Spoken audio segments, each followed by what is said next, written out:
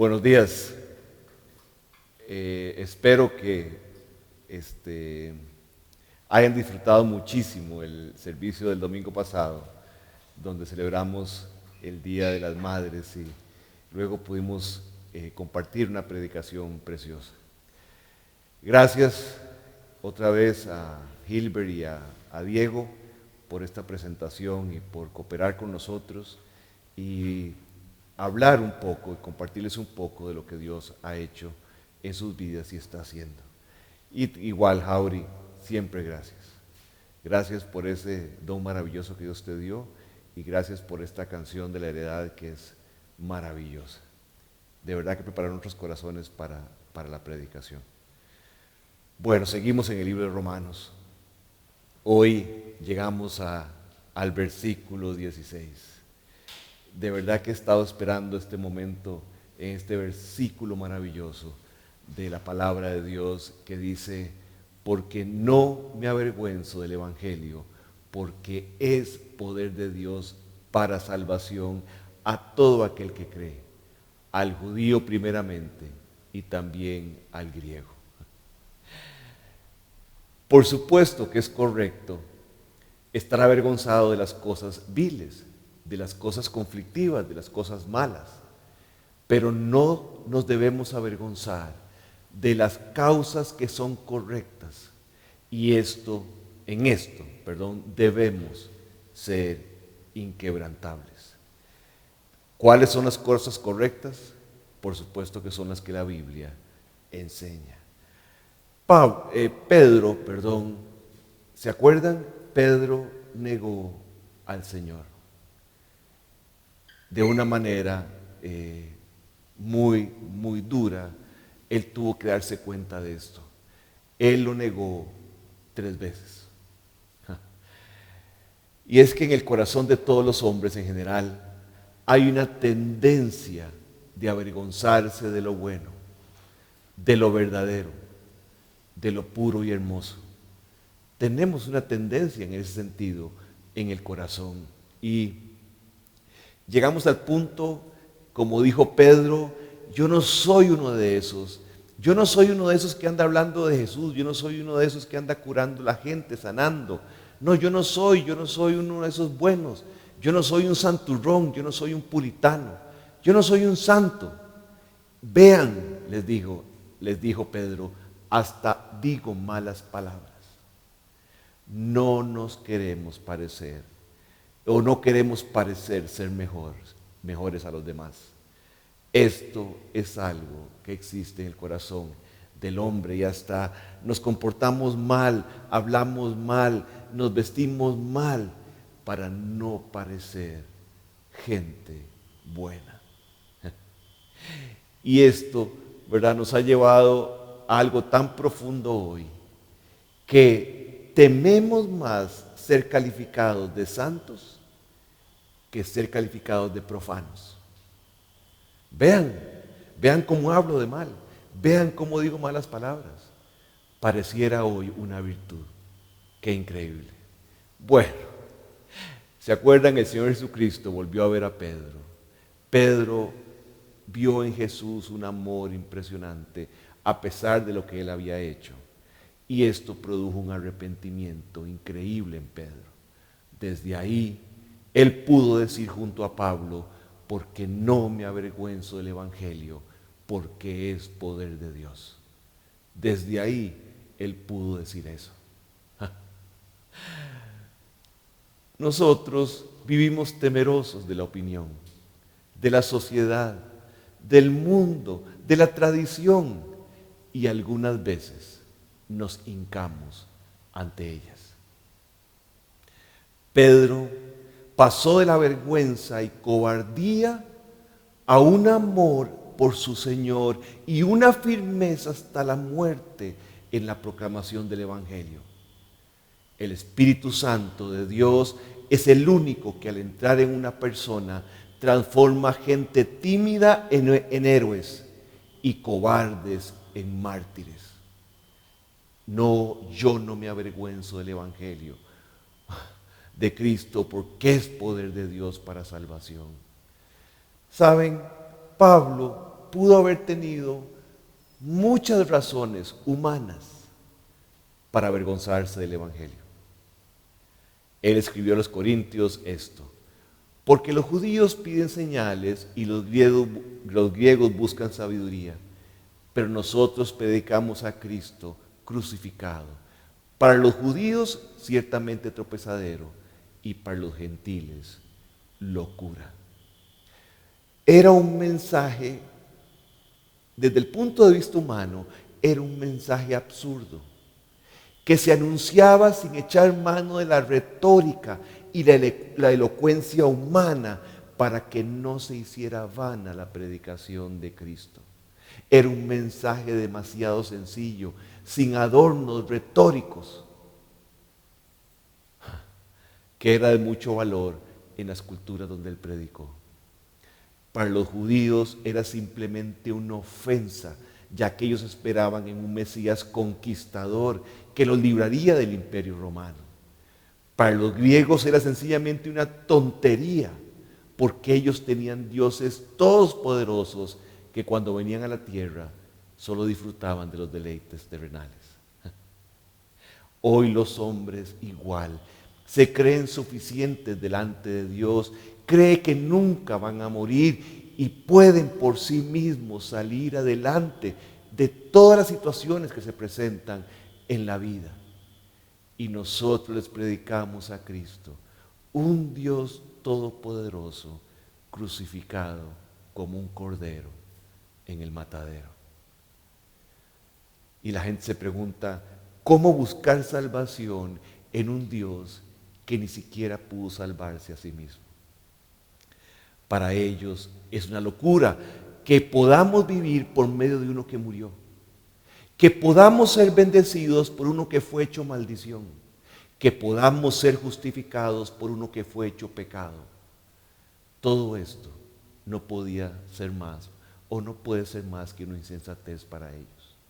Aparte de todo esto, los que predicaban eran simples pecadores, un cobrador de impuestos que se robaba el dinero de sus compatriotas, un asesino de cristianos. Ese era el currículum de los que predicaban en aquel tiempo. Y en este tiempo, Dios escogió a nosotros, a lo débil, a lo vil, a lo menospreciado, a lo fracasado de este mundo, para que nadie se pueda jactar en su presencia. Sí, pienso que Pablo diría, es como para cambiar de trabajo, ¿verdad? Esta situación. Pero Dios decidió desechar la sabiduría de los hombres y ganarlos a través de la locura de la predicación. Cuando Jesús habló con la mujer samaritana, no había cadenas ni etiquetas amarrándolo. No había ninguna mordaza que detuviera su predicación de la verdad. Al principio, ella se refugió en la teología y preguntó a Jesús que por qué la religión samaritana no era tan buena como la judía. Sus palabras fueron las siguientes, las de Jesús, las de ella, sí. Dice, nuestros padres adoraron en este monte y vosotros decís que en Jerusalén es el lugar donde se debe adorar. Si existió un momento donde Cristo debió haber hecho una componenda, fue en este. ¿Se imaginan? Era la oportunidad para que un líder judío hiciera la paz entre samaritanos y judíos, que los pusiera de acuerdo. Pero Dios no tiene tolerancia, Jesús no tiene tolerancia alguna en materia que tiene que ver con el destino eterno de las almas.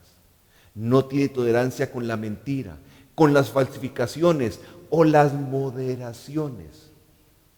Él nunca las trató de suavizar para que no fueran tropiezo, como dicen algunos, o para que las personas lo puedan recibir mejor. No, Él habló la verdad y Él le contestó, mujer, créeme que la hora viene cuando ni en este monte ni en Jerusalén adoraréis al Padre. Vosotros adoráis lo que no sabéis. En cambio, Jesús dijo, nosotros adoramos lo que sabemos, porque la salvación viene de los judíos. Siempre que nos basemos en la inerrante, incambiable y siempre poderosa palabra de Dios, podemos y debemos ser categóricos. Jesús no le dijo, mijita, tranquila, tenemos el mismo Dios, todas las religiones son buenas, todos los caminos llevan a Dios, solo pórtese bien y esfuércese por ser buena. Jesús no le dijo eso, y quiero decirles que hay muchos caminos que llevan al infierno, muchos, pero solo un camino lleva a Dios, y ese camino es el Señor Jesucristo. Él dijo, yo soy el camino, la verdad y la vida, y nadie viene al Padre sino por mí. Así es que no existe otra cosa o religión o persona que me pueda llevar a Dios. Simplemente no existe. Esto nos lleva a estar dispuestos a ser participantes con Él en su muerte de martirio, en lugar de falsear o suavizar la verdad que solo en Él hay salvación.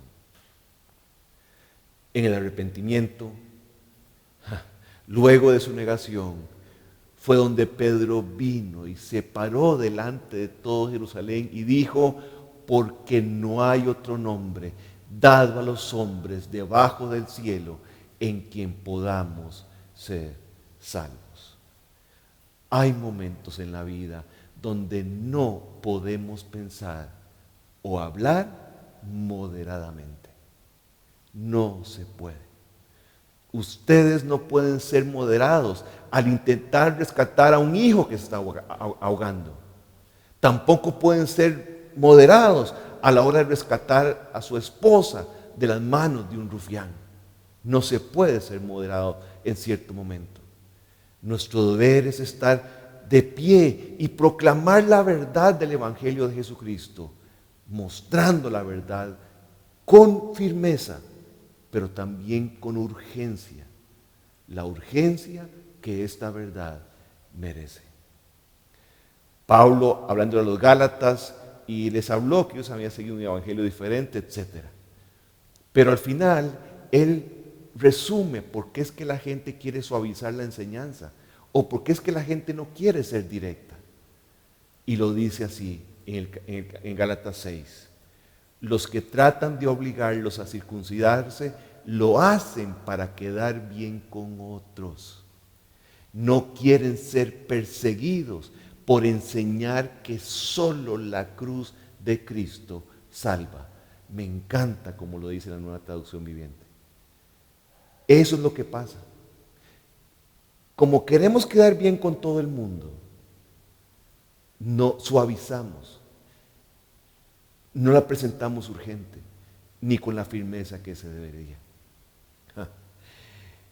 John C. Ryle, un gran hombre de Dios, decía esto: cuidado con hacerte un Dios propio, un Dios lleno de misericordia, pero no justo, un Dios lleno de amor, pero no santo, un Dios que tiene un cielo para todos, pero un infierno para nadie.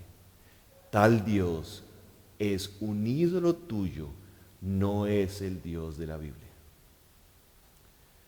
¿Oyeron? No me avergüenzo del Evangelio, porque es poder de Dios. Roma, esta parte me encanta. Roma era una ciudad de esclavos, pero Pablo no centró su discurso en contra de la esclavitud. Era una ciudad llena de lujuria, pero él no centró su discurso en una reforma moral.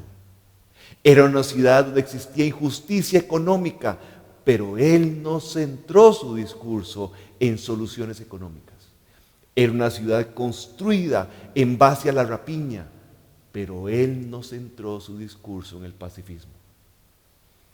predicar esto, jamás le habría dado al Espíritu Santo las herramientas para construir en ellos la vida de Cristo. Pablo predicó el Evangelio. Predicar una enseñanza para mejorar la vida de las personas sin el fundamento de la redención y la salvación individual del pecado es como lanzar un planeador en lugar de un superjet. Un planeador solo podrá volar, primero, si es remolcado por otro aparato. Y solo se mantendrá volando mientras los vientos son favorables. El superjet, en cambio, para elevarse busca vientos en contra, que lo llevarán a alturas insospechadas. Toda la diferencia estriba en un detalle, en que uno no tiene motor y depende por completo de los vientos. El otro tiene motor que lo eleva por encima de cualquier circunstancia adversa. El discurso pacifista, el discurso moralista, podrá mover un planeador por un momento mientras haya vientos favorables. Pero el Evangelio de Jesucristo transforma a individuos y los hace volar alto a pesar de tener todo en contra. Ahí es donde Habacuc dice aquel versículo: Jehová es mi fortaleza, el cual hace mis pies como de cierva y en mis alturas me hace andar. Eso es el poder del Evangelio. La palabra que Pablo usó define el explosivo y alarmante poder de Dios. El lenguaje griego tiene 8 diferentes palabras que en español o en castellano todas se traducen poder.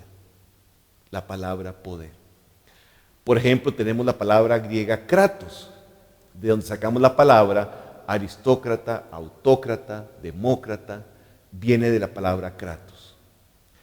Tenemos la palabra exousia, que significa poder o autoridad, como un permiso. Así en Juan 1:12 leemos: mas a todos cuantos le recibieron, se les dio la potestad, o sea, la autoridad, el permiso de ser hechos hijos de Dios. La tercera palabra, y es la que nos interesa, es dunamis, de donde tomamos la palabra dinamita.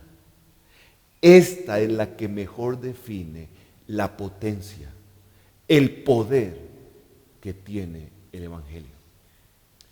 Hay un detalle que quiero compartirles en la conversación de Jesús con Nicodemo. Cuando Jesús le dice a Nicodemo que a menos que nazca de nuevo, o sea, que crea el Evangelio, no podrá ver el reino de los cielos, esto golpea profundamente a Nicodemo. Nicodemo es un estudioso del Antiguo Testamento. Y él sabe que el reino de los cielos es algo que será transformado con gran poder en el futuro. Es algo que será regenerado. La palabra para regeneración que se usa cuando se habla del reino de Dios es polingenesia. Hoy estoy demasiado griego, pero no importa. Polingenesia. Oigan esta enseñanza. Y Jesús le dijo, Jesús hablando del reino de los cielos dijo esto. Y Jesús les dijo: en verdad os digo que vosotros que me habéis seguido en la regeneración, cuando el Hijo del Hombre se siente en el trono de su gloria. Esa palabra regeneración es polingenesia, que tiene que ver con el reino de Dios, tiene que ver con la transformación del mundo. Entonces, Jesús dice que ese poder que hará un cielo nuevo y una tierra nueva puede venir a Nicodemo ahora si él nace de nuevo. Me explico. ¿Me explico lo que significa el poder del Evangelio? ¿Me explico lo que significa el poder de nacer de nuevo? Cuando Pablo habla a Tito, le escribe a Tito, en el capítulo 3 le dice esto: Él nos salvó, no por obras de justicia que nosotros hubiéramos hecho, sino conforme a su misericordia, por medio del lavamiento de la regeneración y la renovación en el Espíritu Santo. Esto es polingenesia. Esto es el poder regenerador de Dios, el poder que hará una nueva tierra y un nuevo cielo. Así es que cuando el Evangelio es creído, todo ese poder que en el futuro Dios usará para hacer un mundo nuevo y una tierra nueva, donde no habrá más dolor, ni sufrimiento, ni lágrimas, todo eso vendrá a ti el día que naces de nuevo. Claro, de ahí nace una nueva vida, no perfecta como será en el caso del reino de los cielos y el mundo nuevo, pero sí habrá una nueva vida llena de poder. Así es que no subestimes el poder del Evangelio, no subestimes el poder del nuevo nacimiento, pensando que el nuevo nacimiento produce pequeños cambios. No, el nuevo nacimiento, cuando una persona realmente nace de nuevo, hay un cambio profundo en su vida. En esta predicación hemos visto el poder en una persona que negó a Jesús y en otro que se dedicaba a combatirlo y a tratar de exterminarlo. Ese poder, esa polingenesia, esa regeneración se vio en la vida de Pedro, se vio en la vida de Pablo y se ve en cada persona que le ha entregado su vida a Cristo. Eso es nuevo nacimiento. Eso es nueva vida. ¿Cómo es que esto se ve? ¿Cómo es que yo sé que soy salvo? Porque este poder un día entró en mi vida. Eso es lo que me dice que soy salvo. No es otra cosa. Yo no puedo poner la base de mi salvación en ninguna otra cosa que no sea el Evangelio de Jesucristo. Si tan solo aquellos romanos hubieran entendido que aquel apóstol que caminaba posiblemente cansado y despacio por la vida apia, tenía dentro de sí, en su alma, la herramienta más poderosa para cambiar el mundo: el Evangelio, la regeneración. Si tan solo entendiéramos eso. Cada cristiano tiene ese poder para compartirlo, como lo vimos la semana pasada. Los imperios, los gobiernos se derriten ante este poder. La pequeña colina del Calvario es más poderosa, es más grande que el monte Palatino en Roma con todo y sus palacios. Es más poderosa, es más grande que el National Mall ahí en Washington DC con todo su esplendor. Por eso yo no me avergüenzo del Evangelio, porque es poder de Dios para salvación. Tenemos que entender que solo existe un Evangelio que tiene el poder de Dios para salvación. Pablo le escribe a los Gálatas: estoy maravillado de que tan pronto os hayáis alejado de aquel que os llamó de la gracia de Cristo para seguir un evangelio diferente. No que haya otro, sino que hay algunos que os perturban y quieren pervertir el evangelio de Cristo. Mas si aún nosotros, oigan esta advertencia, mas si aún nosotros o un ángel del cielo os anunciare otro evangelio diferente del que os hemos anunciado, sea anatema, sea maldito. Como antes os hemos dicho, también ahora lo repito, si alguno os predica diferente evangelio del que habéis recibido, sea anatema. La pregunta es, después de escuchar esto es, ¿y cuál es el verdadero evangelio? Bueno, gracias a Dios por la palabra, ¿verdad? Gracias a Dios por la Biblia, que nos dice cuál es el verdadero evangelio, literalmente, sin derecho a interpretación. Dice así, 1 Corintios 15. Además os declaro, hermanos, el evangelio que os he predicado, el cual también recibisteis, en el cual también perseveráis. Por el cual, asimismo, si retenéis la palabra que os he predicado, sois salvos, si no creísteis en vano. Porque primeramente os he enseñado lo que asimismo recibí, que Cristo murió por nuestros pecados conforme a las Escrituras, y que fue sepultado y que resucitó al tercer día conforme a las Escrituras. Así es que la enseñanza ética acerca de Jesús, acerca de su comportamiento y lo que hizo, sin o aparte de su muerte por el pecado, su sepultura y su resurrección, son simples palabras sin poder. Es una simple enseñanza más. ¿Se acuerdan? ¿Se acuerdan cuando Dios les dijo que celebraran la Pascua cuando estaban en Egipto? Y que el ángel de la muerte pasaría en la noche. Y que ellos tenían que hacer algo. Bueno, ellos tenían que tomar un cordero, llevarlo unos días antes a la casa y cuidarlo. Y el día que Jesús señaló tenía que ser sacrificado. Y ellos tenían que pintar con la sangre del cordero los dinteles, el marco de la puerta de la casa. Y eso era lo que los salvaría del ángel de la muerte. Entonces, el cordero vivo dentro de la casa no podía salvar a nadie del pecado o del ángel de la muerte. Así Jesús, su vida sin su muerte, su sepultura y su resurrección no pueden hacer nada por nadie.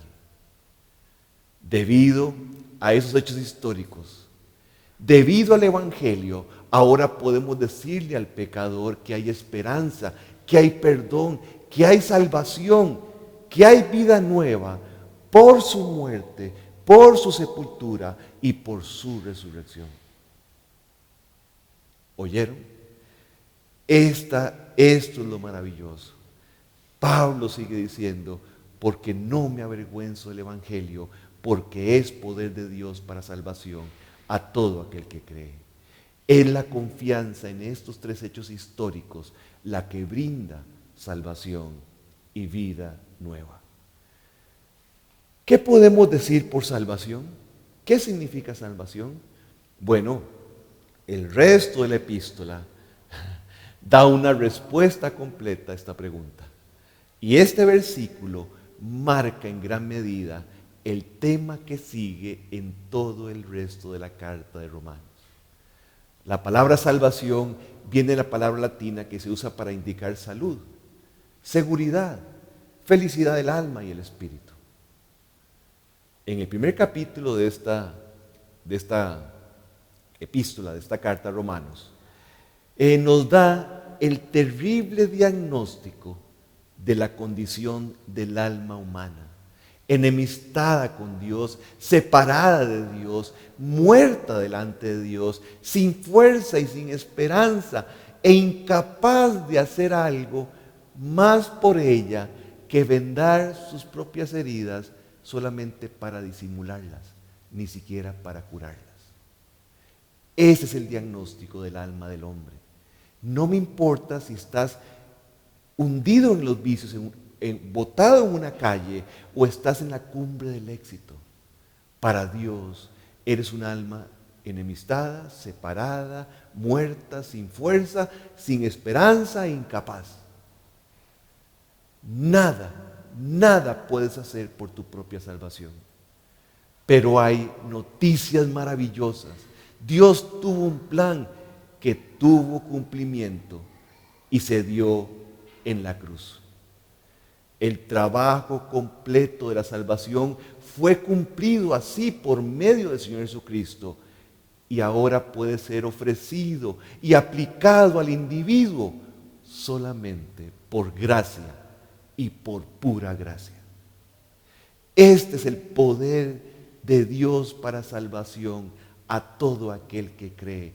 Estas son las mejores noticias de la historia de la humanidad.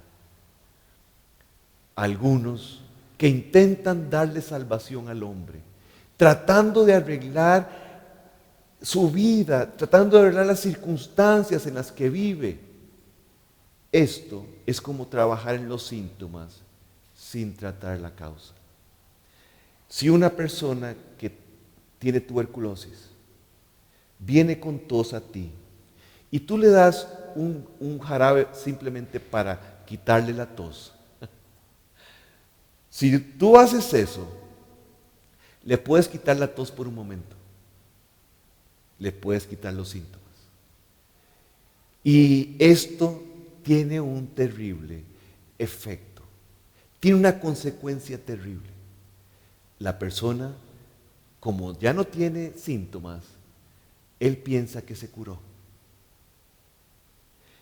Y al pensar que se curó, no asiste a que le den un tratamiento verdadero para el verdadero problema que es la tuberculosis. Así es que cuando enseñamos a los hombres a mejorar su vida con su propio esfuerzo, los estamos alejando todavía más allá de la posibilidad de la cura, de la posibilidad de la salvación. Qué peligroso es que una iglesia predique esto y no predique la verdadera salvación. Aleja mucho más a sus feligreses de la posibilidad de salvación. La salvación verdadera comienza cuando el pecador reconoce que está en completa bancarrota espiritual delante de Dios, incapaz de pagar su deuda y por lo tanto está bajo condenación.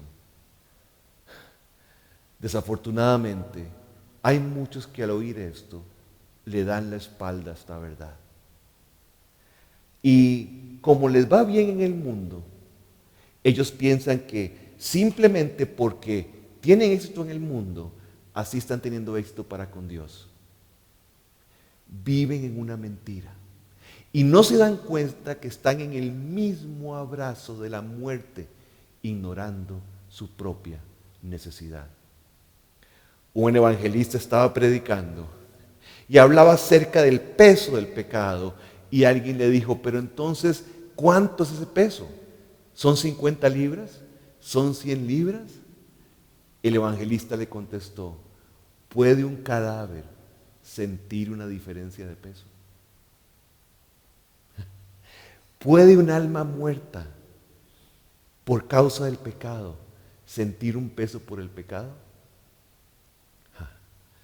No puede. Entonces, la salvación empieza con Dios. ¿Por qué? Porque es solo cuando el Espíritu Santo que nos hace conscientes de la necesidad que tenemos, es que empezamos a sentir el verdadero peso del pecado. Empezamos a ver el pecado como Dios lo ve y vemos la necesidad de volvernos a un Salvador que es capaz de levantarlo. A mí, por años me hablaron de esta salvación y yo decía que yo era bueno. Pero un día la palabra de Dios, ese evangelio vino con poder y en un cuarto de hotel me mostró que yo era un pecador y por lo tanto condenado y que se moría en esa condición, iría al infierno. Uy, qué palabra más fea, perdón, qué pena, pero sí existe el infierno. Iría al infierno. Pero el Espíritu Santo vino, me revivió, me dio la fe para creer y Él me rescató. Eso es lo que Dios quiere. Eso es lo que Dios anhela. Si tú piensas que puedes lograrlo por medio de tus obras, no entiendes. Por un lado, tu propia impotencia. Y por otro lado, la magnitud de la tarea que tendrías que hacer para salvarte es sencillamente imposible. Es como que a un campeón de natación, a un gran campeón olímpico de natación, lo dejen en el centro del Pacífico.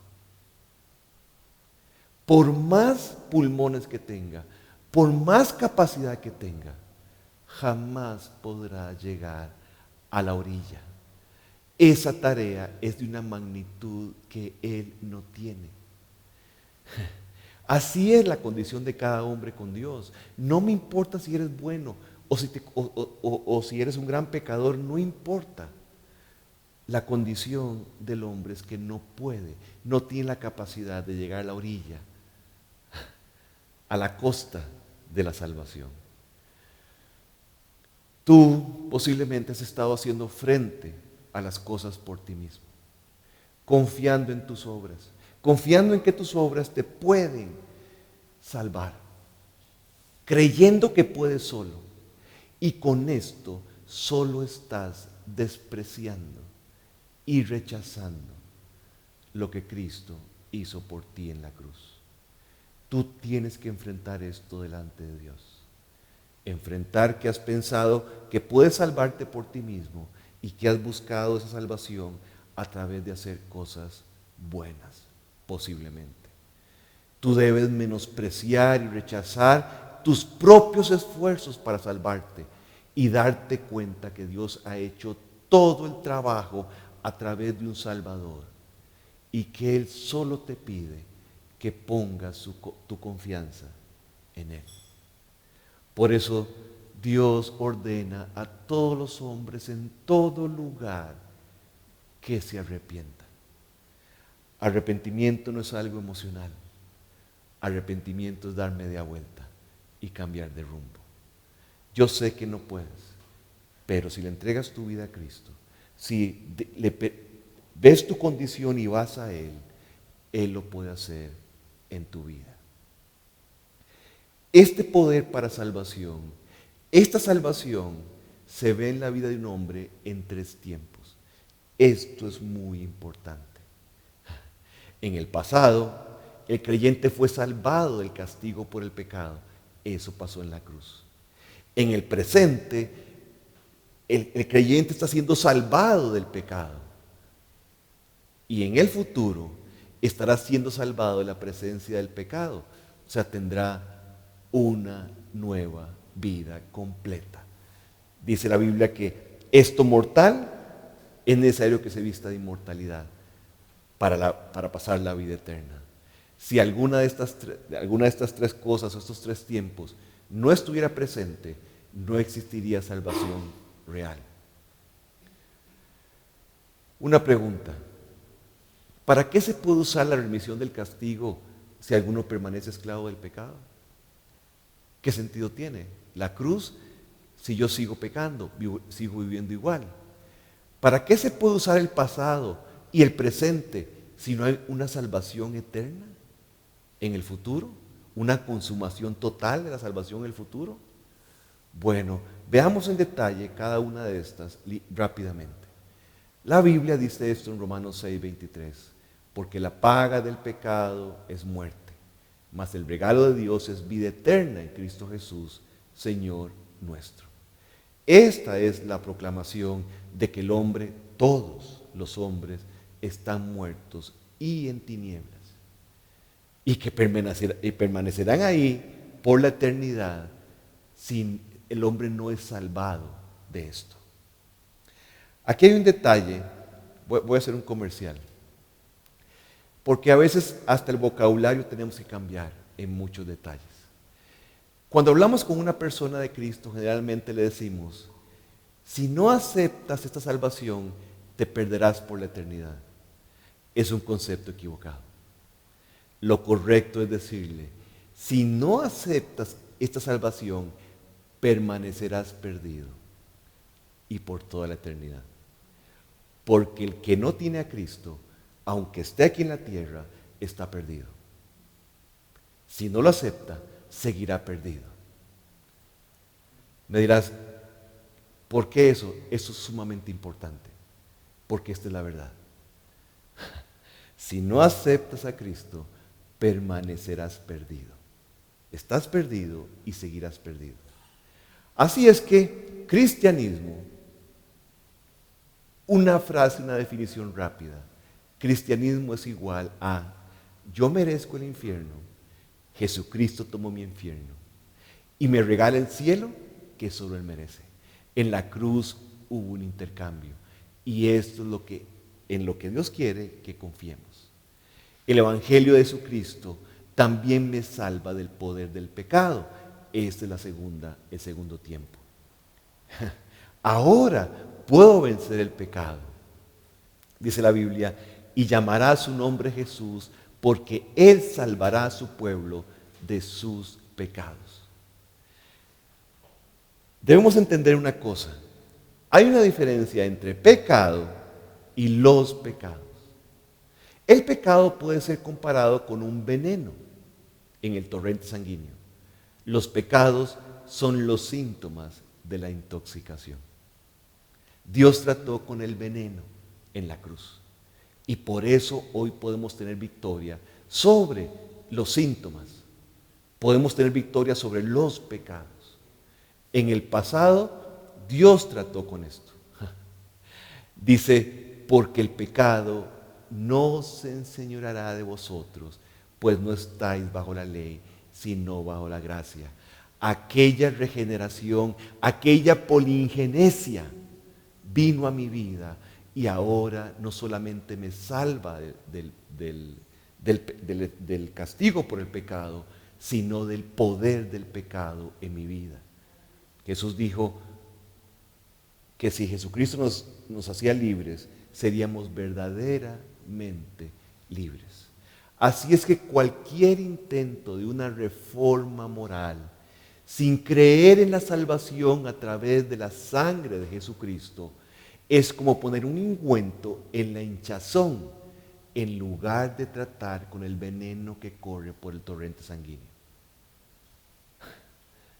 Es algo sencillo. Esto es muy sencillo, no tiene ninguna ciencia, no tiene nada extraño, es muy sencillo. Y seremos como aquellos mártires en el periodo de la tribulación, ¿verdad? Que dice la Biblia que pasó cuando ellos oraron a Dios, ¿verdad? Y estuvieron en la presencia de Dios. Dice la Biblia que estos mártires tienen una característica. Dice así: y ellos le han vencido por medio de la sangre del Cordero y la palabra del testimonio de ellos, y menospreciaron sus vidas hasta la muerte. Podríamos hacer varias predicaciones de este versículo, pero la victoria está en morir a mí mismo para poder salvarme, en la sangre que Él vertió por mí y en el testimonio, en su palabra. Esa es la clave. El Evangelio de Jesucristo es también poder para salvación en el futuro. Sería un evangelio muy triste si solo nos salvara del castigo por el pecado, nos salvara del poder del pecado, pero que no hubiera una salvación completa en el futuro. Pablo le decía a los corintios, seríamos los más miserables de todos los hombres. Pero todos los que hemos recibido por gracia la salvación de la cruz, experimentamos victoria sobre el pecado. Una victoria que no existía antes. Y tenemos una esperanza inconmovible de una salvación completa en el futuro. Oigan lo que escribe Pedro acerca de esto. Bendito el Dios y Padre de nuestro Señor Jesucristo, que según su grande misericordia nos hizo renacer para una esperanza viva por la resurrección de Jesucristo de los muertos, para una herencia incorruptible, incontaminada, inmarcesible, reservada en los cielos para nosotros, que sois guardados por el poder de Dios mediante la fe, para alcanzar la salvación que está preparada para ser manifestada en el tiempo postrero. Gracias a Dios por su palabra. Gracias, que trae esta esperanza y nos hace poner los ojos en aquel momento cuando estemos delante del que nos salvó. Esta triple salvación es para todo aquel que confía. Es imposible obtener esta salvación sin confiar en Él. Hemos hablado mucho de la fe, pero solamente quiero recordarles algo muy sencillo. Es imposible actuar, la fe es simplemente actuar por la palabra de otro. Miles de veces al año actuamos en el mundo por la palabra de una persona que ni siquiera conocemos. Y en algunos casos que nunca hemos oído ni visto de ella, pero actuamos por fe al comprar un boleto, etcétera, etcétera, ¿verdad? Todas estas acciones son movidas por la fe.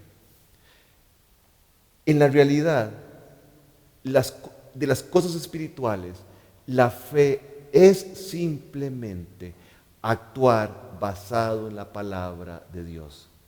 Simplemente actuar basado y confiando en lo que Él dijo. Él te dice que eres un pecador y Él hizo algo. Murió, fue sepultado por tus pecados y resucitó. Y todo esto lo hizo para salvarte. Él resucitó como la señal inequívoca de que todo lo que dijo e hizo era cierto. Y para que cada persona que cree en Él confíe completamente en que el momento de creer en Él somos declarados justos a los ojos del juez eterno. Este Evangelio, que es el poder de Dios para salvación, es para todo aquel que en Él crea, al judío primeramente y también al griego. Esta es una frase judía para expresar la universalidad de la raza humana.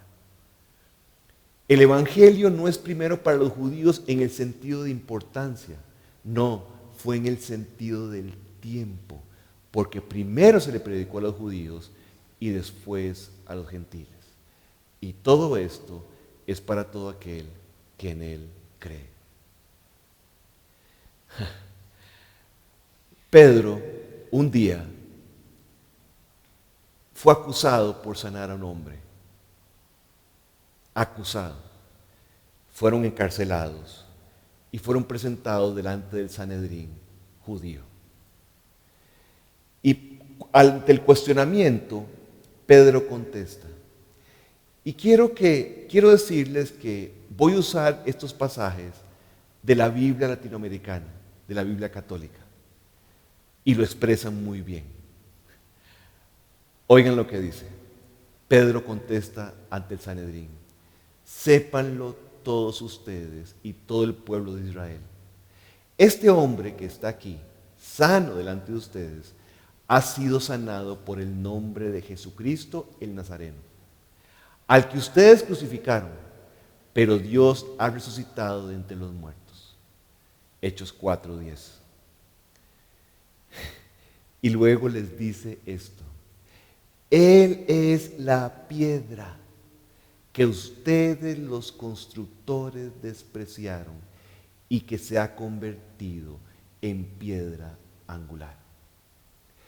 Él es la roca, Él es la piedra, Él es Dios que murió y resucitó. Si tú piensas que puedes salvarte por tus buenas obras o por tu esfuerzo, estás haciendo lo mismo que estos constructores, que estos religiosos hicieron con Jesús. Lo despreciaron y lo crucificaron. Y por esto mismo, Pedro termina con este versículo poderoso de la palabra de Dios: no hay salvación en ningún otro, pues bajo el cielo no se ha dado a los hombres ningún otro nombre por el que debamos ser salvos. Cuando dice que no hay ningún otro nombre, quiero decirte que está incluido tu nombre. Si tú te llamas Pedro, Pedro no te puede salvar. Si te llamas María, María no te puede salvar. Tu nombre, tú como persona, jamás podrás salvarte, por más que te esfuerces. Dijo la palabra de Dios, no hay otro nombre, ningún otro, pues bajo el cielo no se ha dado a los hombres ningún otro nombre por el cual debemos ser salvos. Para de confiar en cualquier otra cosa. Para de confiar y ve delante de Dios y dile, Dios, soy un pecador. No alcanzo el estándar. Es muy alto para mí. Necesito un Salvador. Ninguno que viene a mí será echado fuera, dijo Jesús. Así es que corre a Él.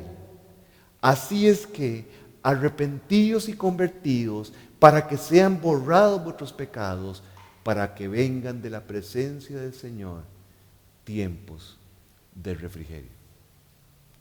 Corre a Él en arrepentimiento. Que Dios te bendiga.